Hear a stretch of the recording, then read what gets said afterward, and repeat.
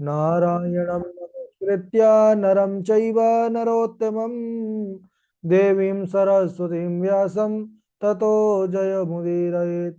श्रीलक्ष्मीनाथ समारंभां नाथयामुनिमध्यमाम् अस्मदाचार्यपर्यन्तां वन्दे श्रीगुरुपरम्पराम्। अञ्जनानन्दनं वीरं जानकी शोकनाशनं कपीसमक्षहन्तारं वन्दे लङ्काभयङ्करम्। भक्ति भक्त भगवंत गुरु चतुर्नाम वपुएक, इनके पद वंदन किए ना सत विघ्न अनेक। बोले वृंदावन बिहारी लाल की जय, भागवत महापुराण की जय, सुखदेव भगवान की जय। परम मंगलमय परात्पर अखिलेश्वर अचिंत कल्याण गुणगण निधान सर्वेश्वर सर्वाधिपति अकारण करुणा वरुणालय अकारण करुणा कारक सकल जन्य कल्य शापहारक परात्पर पर ब्रह्म सच्चिदानंद स्वरूप परमपिता परमात्मा श्री राधा गोविंद सरकार राधा रमण बाधा हरण श्री बांके बिहारी लाल कहे वांग में शब्द में विग्रह है।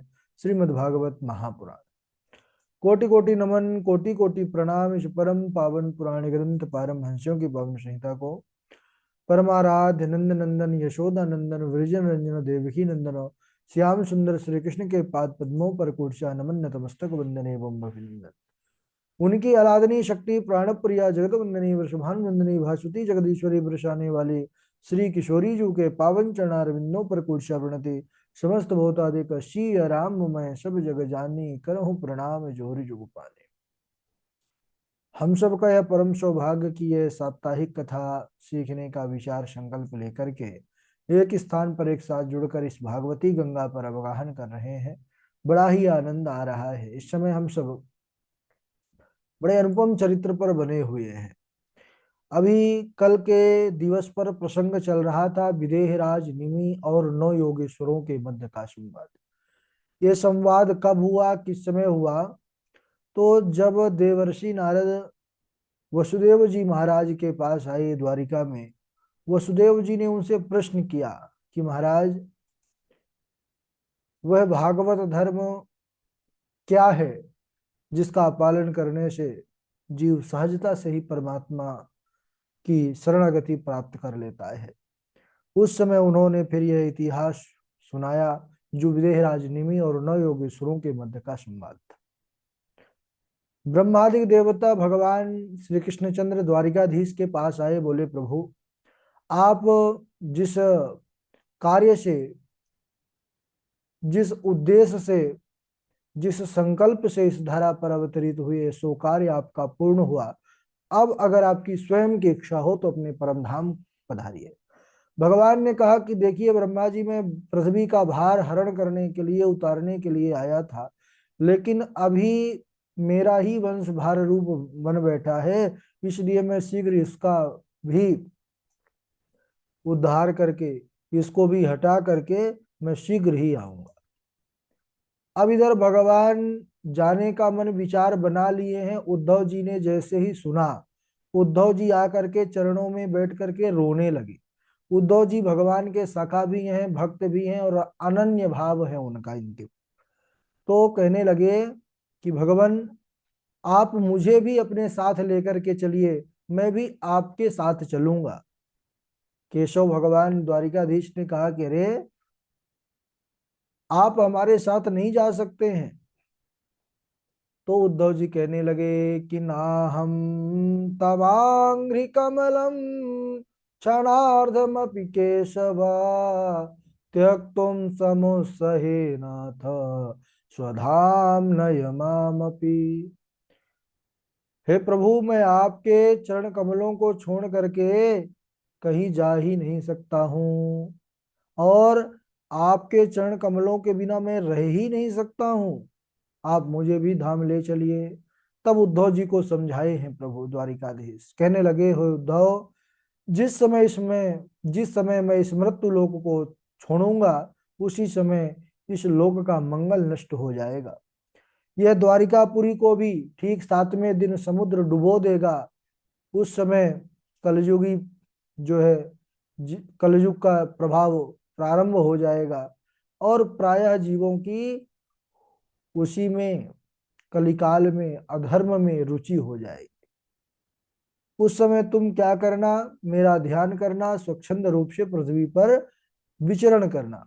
उद्धव जी ने कहा, प्रभु आपके जाने के बाद मैं किससे ज्ञान प्राप्त करूंगा, मैं किससे सीख लूंगा, अभी मेरे लिए क्या सही है क्या नहीं आप मुझे बतला देते हैं। तब भगवान श्री कृष्ण ने कहा कि हे उद्धव, याद रखना, मनुष्य के हित और अहित का सबसे बड़ा उपदेशक उसका आत्मा ही है। बोले महाराज कैसे, मैं समझा नहीं। तब उन्होंने कहा कि इस विषय में मैं तुमको एक इतिहास सुनाता हूं, जो अवधूत दत्तात्रेय और महाराज यदु के मध्य का संवाद है।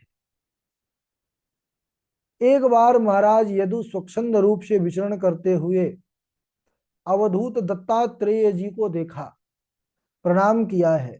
उन्होंने देखा कि इन महाराज जी के पास तन में एक लंगोटी भी नहीं है, लेकिन फिर भी इनका जो मुखमंडल है इतना शांत है, यह प्रसन्न चित्त इतने कैसे हैं।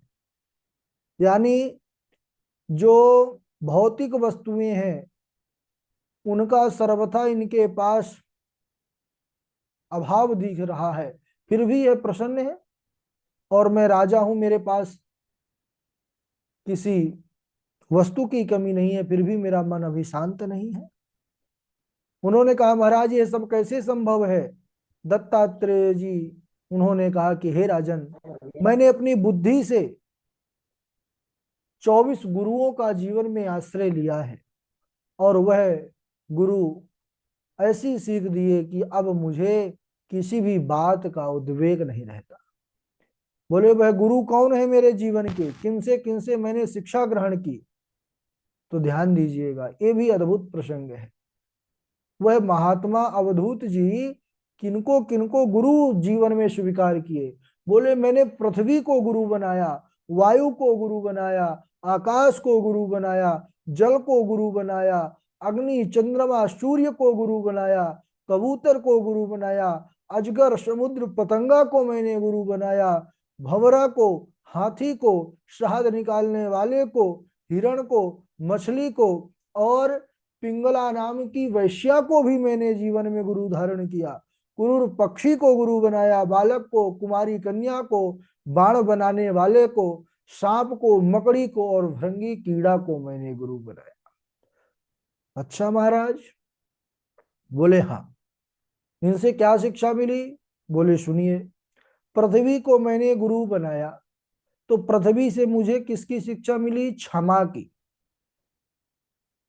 पृथ्वी में लोग मलमूत्र का त्याग करते हैं, पृथ्वी पर थूकते हैं, गंदगी करते हैं, फिर भी पृथ्वी माता क्या कभी किसी को दंड देती है। अरे वह सभी को क्षमा करती है, उसको माँ कहा गया है, धरती माँ। इसीलिए पृथ्वी का एक दूसरा नाम है क्षमा। तो पृथ्वी से मुझे शिक्षा मिली क्षमा। साधक को भी, भक्त को भी ऐसे ही होना चाहिए कि कोई कितना अपराध कर दे फिर भी वह किसी का जो है प्रतिकार ना करे, वह उसे क्षमा कर दे। वायु को जीवन में गुरु बनाकर क्या पाया मैंने।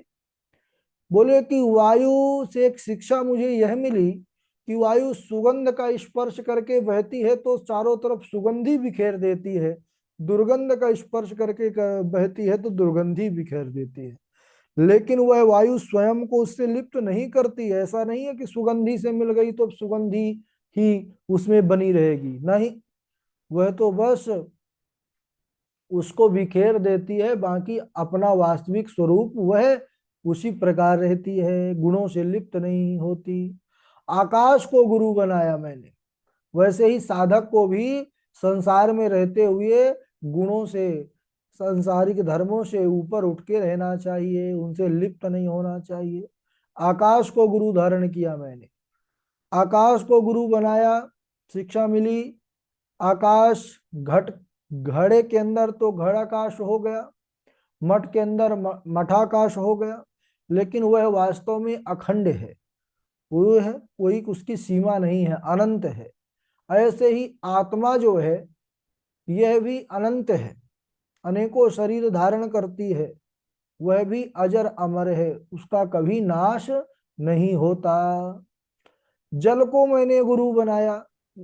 जल से क्या शिक्षा मिली? तो जल का स्वभाव ही रहता है स्निग्ध, मधुर और पवित्र। वैसे ही साधक को, भक्त को भी मधुर होना चाहिए और पवित्रता होनी चाहिए, शुद्धता होनी चाहिए। अग्नि को गुरु बना करके मैंने क्या शिक्षा ग्रहण किया? तो अग्नि गीली, सूखी, छोटी बड़ी सभी प्रकार की लकड़ियों को जला करके भस्म कर देती है, या कुछ भी अग्नि में डालिए सब भस्म कर देती है, लेकिन कभी उसमें स्वयं वह लिप्त नहीं होती। ऐसे ही साधकों को होना चाहिए। चंद्रमा को गुरु बनाया मैंने, तो चंद्रमा की जो कलाएं हैं वो घटती बढ़ती रहती हैं, लेकिन चंद्रमा तो वैसा ही रहता है। उसी प्रकार यह आत्मा है, आत्मा तो वैसे ही रहती है, लेकिन शरीर जन्मता है, मरता है, घटता है, बढ़ता है। ये शरीर का धर्म है। कबूतर को मैंने जीवन में गुरु बनाया। कबूतर से क्या शिक्षा मिली? बोले कि एक कबूतर था, वह अपने बच्चों के लिए दाना लेने गया हुआ था। अब क्या हुआ, उसी बीच में शिकारी आ गया और जाल बिछाया, दाना डाला, आकर के कबूतर के बच्चे उसमें फंस गए जाल में, लालच के कारण। कबूतर आया, देखा कि बच्चे फंस गए, वह जानता था कि यह जाल है, मैं जाऊंगा मैं भी फंस जाऊंगा, लेकिन बच्चों का मोह उसे खींच लाया। बच्चों के खातिर वह स्वयं भी आकर के उसी जाल में फंस गए। तो यहां से शिक्षा मिली कि कहीं भी पर भी साधकों को इतनी ममता नहीं करनी चाहिए कि वह उसको संसार में फंसना पड़ जाए। अजगर को भी गुरु बनाया। बोले क्यों? तो कहते हैं अजगर करे न चाकरी, पंछी करे न काम, दास मलूक कह गए सबके दाता राम। बोले अजगर कहीं नौकरी करने तो जाता नहीं है, पंछी जो है कहीं पर ड्यूटी करने नहीं जाते, काम करने नहीं जाते, फिर भी सबको देता है, खिलाने वाला खिलाता है, क्योंकि दाता तो सबके राम ही है। अब यह रचना जब किए मलूक दास जी, तो मन में विचार आया कि क्या सच में परमात्मा देता है? परीक्षण किया जाए पहले, फिर इस को धारण किया जाए। परीक्षण के लिए निर्जन वन में चले गए महाराज, जहां दूर दूर तक कोई आशा नहीं थी कि कोई भोजन खिला दे ला करके। और जंगल, घनघोर जंगल में जाकर के एक ऊंचे से पेड़ पर चढ़ करके बैठ गए, सबसे ऊंची वाली शाखा पर, कि देखते हैं अगर खिलाने वाले राम जी हैं तो खिलाते हैं कि नहीं। पूरा दिन चला गया, भूखे रह गए मलुकदास जी, कोई खिलाने नहीं आया महाराज। रात भई तो डाकू लोग जो है उसी रास्ते से जा रहे थे, एक नगर पर, गांव पर डाका डालने, चोरी करने। तो दैव योग से उसी पेड़ की टहनियों पर वह अपने अपने घर से लाया हुआ जो खाने का पदार्थ था, उसी पोटली को उसी शाखाओं में बांध दिया कि चलो पहले चोरी करते हैं और लौट करके आएंगे, आराम से खाएंगे। अब वह तो चोरी करने चले गए। बलूकदास जी देखते हैं भाई भोजन तो आ गया, लेकिन वो विचार संकल्प किए थे कि मैं भोजन करूंगा नहीं, अगर खिलाने वाला वह है तो खिलाए, देखता हूं कैसे खिलाता है। अब वह जो है बहुत सा माल खजाना लूट करके आए, आकर के कहने लगे भाई बंटवारा बाद में होगा, बड़ी जोरों की भूख लगी है, चूहे कूद रहे हैं पेट में, पहले भोजन हो। बोले हाँ। सरदार भी बैठ गया, बढ़िया सुंदर जो है भोजन परोस करके, जैसे ही कौर मुख के अंदर ले जाने लगा सरदार, वैसी दृष्टि पड़ गई ऊपर बाबा जी पर। बाबा जी को देखते ही चिल्ला पड़ा, कोई एक कौर भी मत खाना। क्या हुआ? अरे बोले मैं समझ गया सारी लीला, यह देखो ऊपर जो बाबा बैठा है ना, यह निश्चित हम सबके भोजन में जहर मिला दिया होगा, क्योंकि हम सब इतने लोग हैं, जीत तो पाएगा नहीं, और जहर से मार देगा और हमारा माल सारा धन लेकर यह चला जाएगा।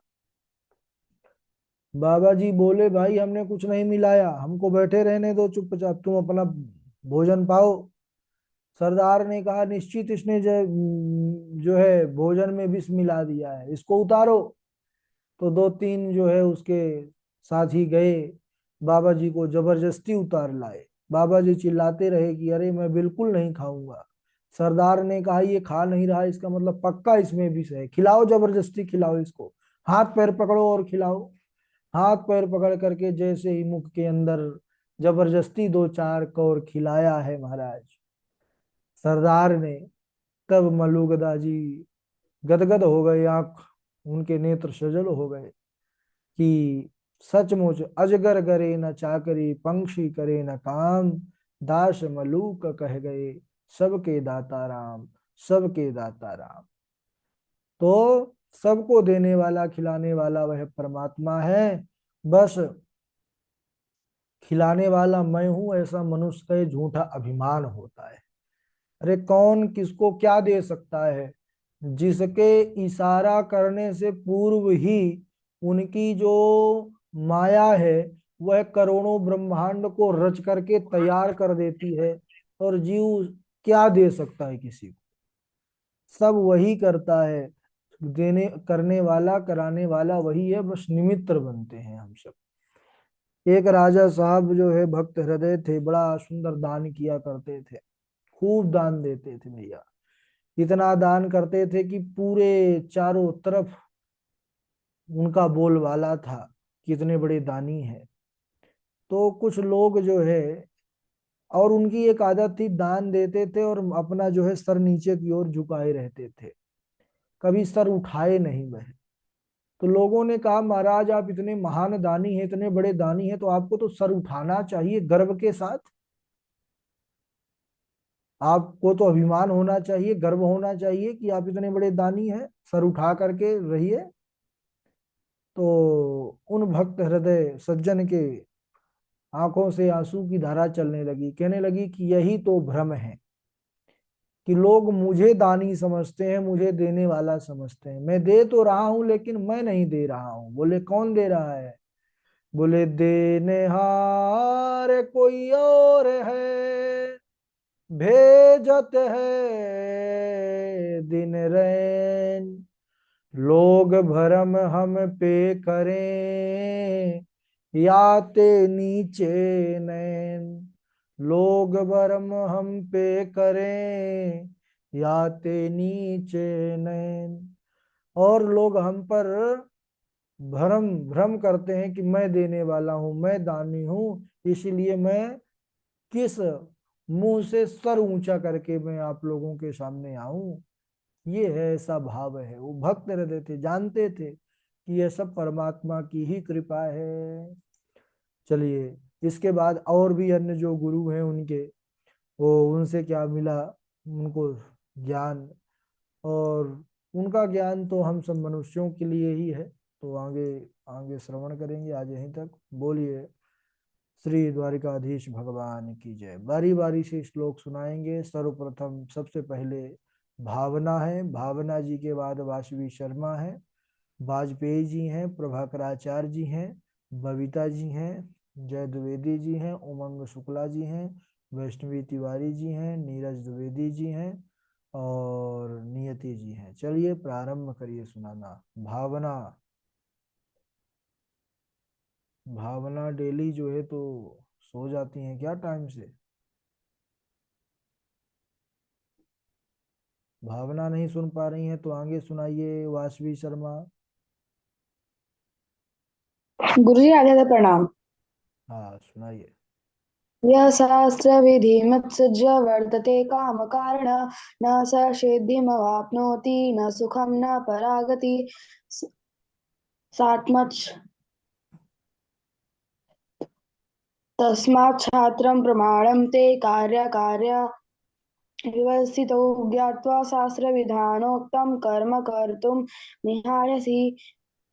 नाहं तवाङ्गीकरणं क्षणार्थमपि केशव त्यक्तुं समुत्सहेनाथ स्वधाम्नय मामपि जी गुरुजी। हम्म, प्रभाकराचार्य जी, वाजपेयी जी। गुरुजी हम बोले। हाँ भावना सुनाओ। शून्ये चोर्यता स्वयं निजग्रही, हेयं विङ्गमणि तं तम्बे स्वप्रतिबिम्ब वीक्षितवस्तस्तेनेव सार्धवीया भ्रातमा वन्दमातरं मम समो भागतवा। पीहितो गूढश्वेत्यालपतो हरेः कलवचो मात्रा रः श्रूयते प्रभाकराचार्य जी। राधे राधे गुरुजी। राधे राधे। यः शास्त्र विधि उत्सृज्य वर्तते कामकारतः न स सिद्धिमवाप्नोति न सुखम न परां गतिम तस्मात् शास्त्र प्रमाणन्ते कार्याकार्य व्यवस्थितो ज्ञात्वा शास्त्र विधानोक्तम कर्म कर्तुमिहार्हसि। राधे राधे गुरुजी। हाँ वाजपेयी जी। सर क्षमा चाहेंगे कि गला बहुत बैठ गया है तो वो हाँ नहीं हो पाएगा, सुनेंगे सर। हाँ हाँ ठीक है। आप सुनाइए। वैष्णवी तिवारी जी हैं, उमंग शुक्ला जी हैं, जय द्विवेदी जी हैं। जी गुरु जी प्रणाम। हाँ सुनाइए। न शास्त्र विधि मुत्सृज्य वर्तते कामकारत न स सिद्धि न वाप्नोति न सुखम न परां गतिं तस्मात् छात्रं प्रणामते कार्य व्यवस्थितो ज्ञात्वा शास्त्र विधानोक्ता कर्म कर्तुमिहार्हसि। जी गुरु जी। ठीक है।